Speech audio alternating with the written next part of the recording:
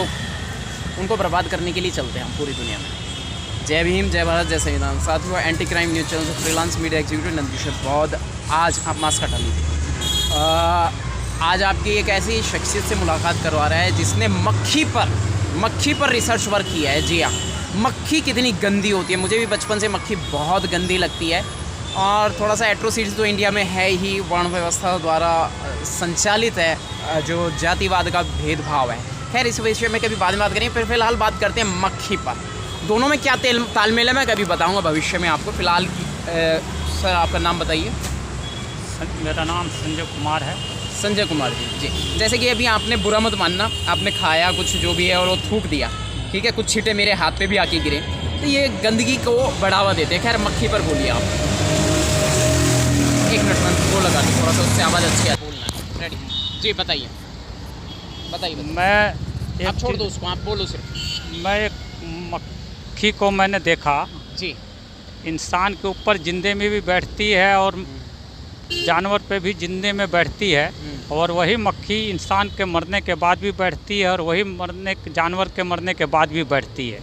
और इतनी गंदगी में बैठने के बाद वही मक्खी आपके खाने, हमारे खाने में आकर के बैठती है और मल मूत्र करके चली जाती है। सच्चाई है, जो कि आंखों से दिखाई भी नहीं देता। और इसी से बीमारियां बढ़ती है और ये बीमारी जाने का नाम नहीं लेती है।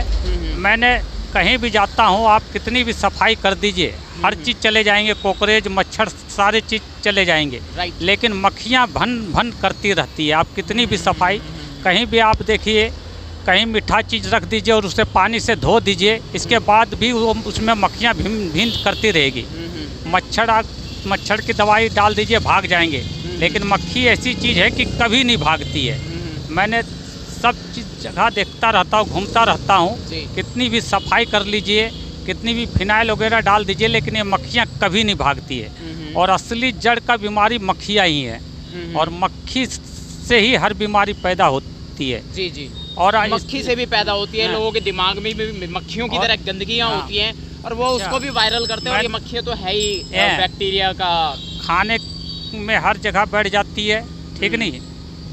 और वही मक्खी सारे जड़ की बीमारी का जड़ एक मक्खी है। मैं बैठता हूँ कहीं भी, सफाई करके साफ़ सुथरे में भी बैठ के देखा, गंदगी में भी देखे, लेकिन हर जगह मक्खी है। जानवर का आप देखिए, बरसात आ गया, आपस में जानवर मर गया, कोई जीव जंतु मर गया, चिड़िया, पक्षी, हाथी, कुत्ता, कुछ भी मर गया तो मक्खियाँ भिनभिनाती हैं पहले। उसी से बीमारियाँ बढ़ती जा रही है।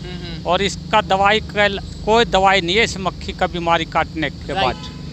कितनी भी दवाई कर लीजिए, जैसे हैजा हो गया, मलेरिया हो गया, सारे बीमारी का जड़ एक मक्खी है। बिल्कुल है, मक्खी है, राइट। और मैं इतना ही बोलना चाहूँगा, अगर ये वीडियो ठीक लगे तो ठीक। नहीं, वीडियो को छोड़ो, आप ये बताइए मक्खी के बारे में आपके जो विचार हैं वो रखो सबसे पहले तो।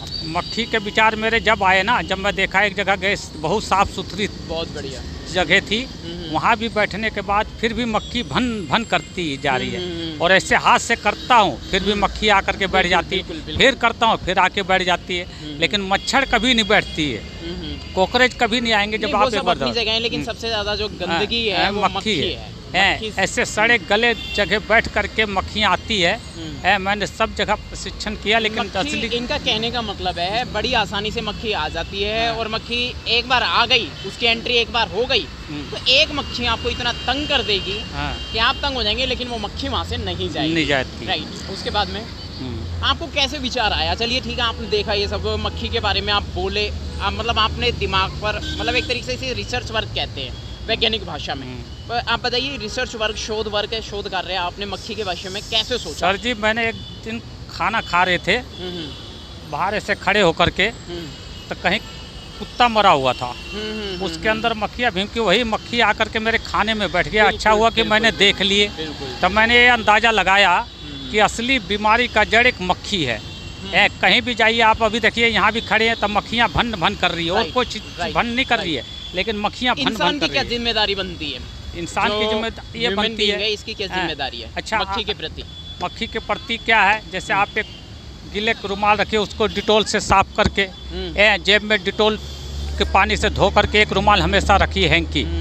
हमेशा हाथ मुंह को साफ करते रहिए, ताकि डिटोल की तो उससे मक्खियाँ आती नहीं है। नहीं मैं ये समझता हूँ ये तो चलो ठीक है, ये तो हाँ। कीटनाशक और ये सब चीज़ें हम यूज़ करते हैं, दैट्स अ डिफरेंट मैटर। लेकिन मैं आपको जो बताना चाह रहा हूँ, जैसे आपने अभी थूका, हाँ। इसका भी हम सफाई का, कूड़ा कचरा, थूक, मल मूत्र आदि भी हम इसका सफाई का विशेष ध्यान रखें। दिल्ली सरकार की भी जिम्मेदारी बनती है कि कोई जानवर यदि मर गया है तो उसको थोड़ा गलियों में, स्ट्रीट में जो गंदगियाँ हो गई हैं, डॉगी टॉयलेट कर गया है वगैरह वगैरह, गाय गोबर कर गई है, तो इस गंदगी से भी कैसे बचा जाए? तो मक्खी का विस्तार कौन कर रहा है?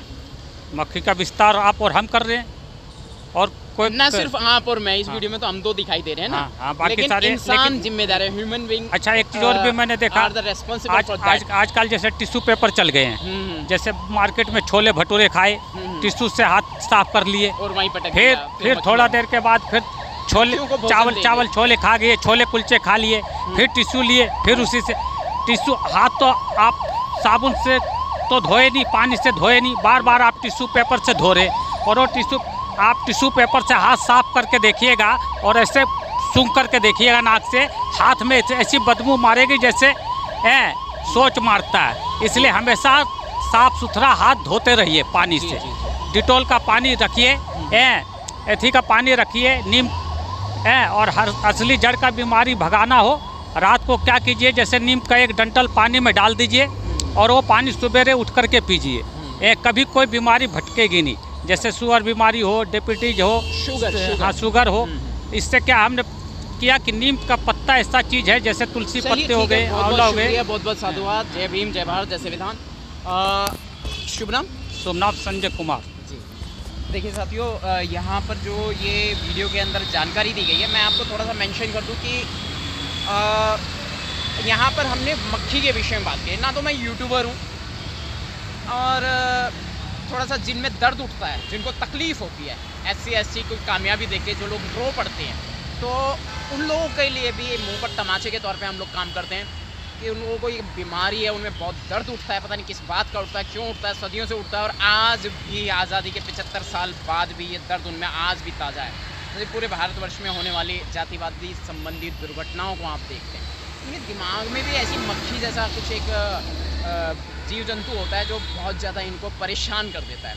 तो कुल मिलाकर इतना ही, और फिर मैं स्पष्ट कहूँगा कि SC की कामयाबी इनसे सहन नहीं होती, सहन नहीं कर पाते, तिलमिला उठते हैं। क्यों तिलमिलाते हैं, इसका कारण हमें आज तक नहीं पता चला है।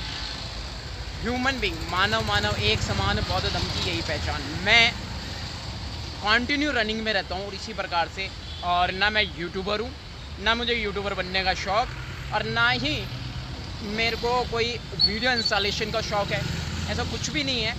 लेकिन हालात अनुसार कुछ शोध कार्य हमें करने होते हैं और विपक्ष के मुंह पर रहते के तौर पर काम करते हैं। जय भीम, जय भारत, जय संविधान। काफ़ी गंदगी समाज में फैला रही है, धीरे धीरे इस पर भी शोध कार्य करेंगे। फिलहाल इतना है।